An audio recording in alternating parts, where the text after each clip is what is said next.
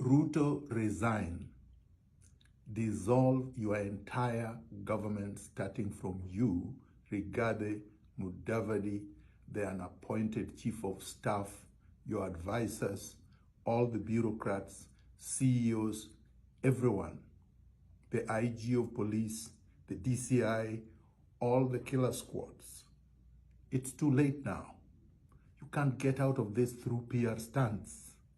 No games, no tricks, no Kanu abracadabra.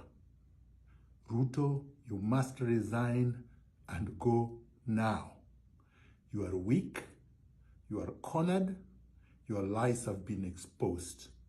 Kenyans have rejected you.